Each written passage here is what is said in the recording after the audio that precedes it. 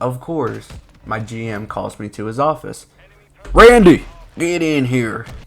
What is going on, everybody? Ordinary Randy here, and today I'm going to be telling y'all about the time I got way too slithered before work. Or zooted, if you will. Zoinked, if you feel so inclined. This was back in the time when I was hypothetically dabbling in the devil's lettuce. So this story takes place in the first summer of COVID. So back in 2020, the whole world had just been smacked in the face with the pandemic. And at the time, I was hypothetically smoking on the daily at this point and staying at home being safe from the virus. But I had no sustainable way of gathering the za without borrowing $5 from my mom.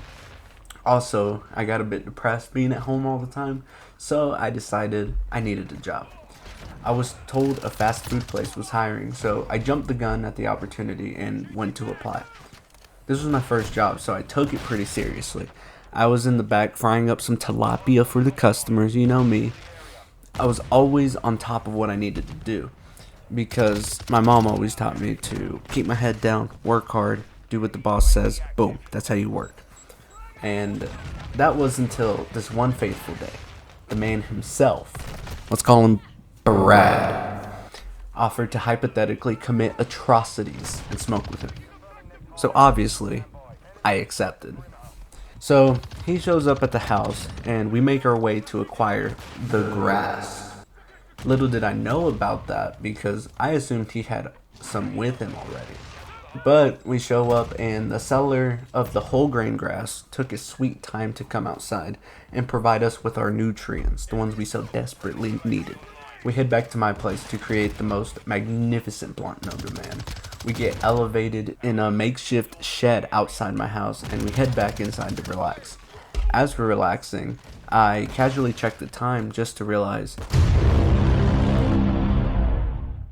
oh shit, I have to be at work in 30 minutes, and I'm as crispy as a bucket of KFC chicken. So obviously, there's my dilemma. I'm too high.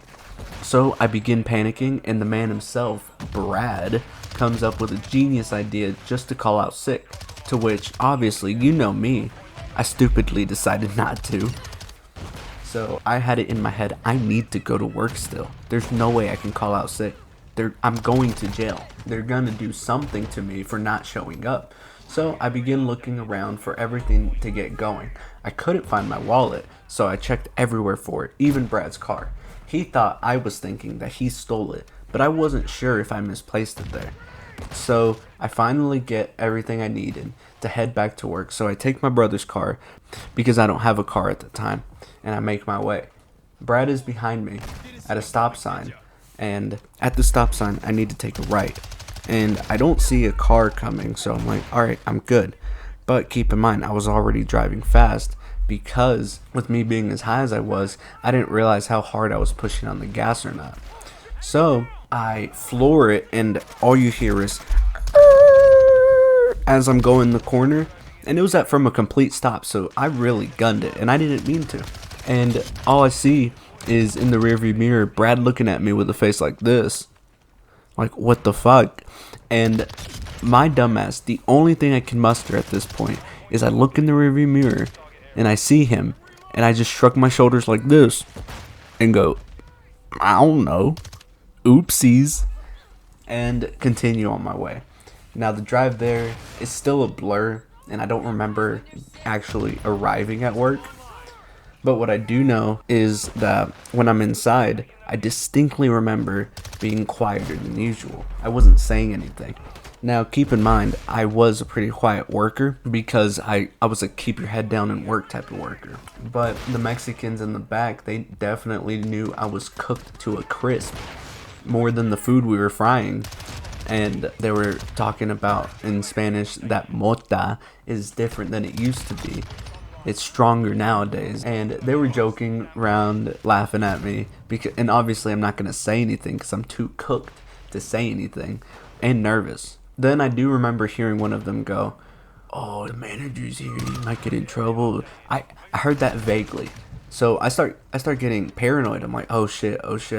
They know, they're going to know. I'm going to go to jail. They know I'm high. And I start panicking. I overthink. And a few minutes go by, and of course, my GM calls me to his office.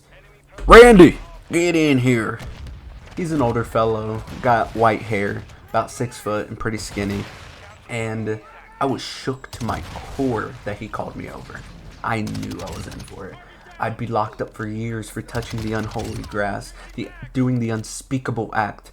When I get in there, he gets me in close and goes, "Here's your check. If you notice, there's a bit of a bump in your pay. I know you haven't been here too long, but you've been a great employee and I think you deserve it. Don't let the other guys know since they've been here longer. They might expect one too." And all I could muster at that point is, "Yes, sir, thank you." With my head down in shame to hide my tomato red eyes, I go back out there pretty shook. I thought I was in for it. I'm still kind of trembling after it because I was under the impression that I was going to go to jail and my mom would know and they'd lock me up for years. I wouldn't see my family for another 20 years because I'd have to do my time in the box. But that wasn't the case. Just went back out there, continued to work with my head down, not saying anything to anyone. And the rest of my shift just felt like an eternity.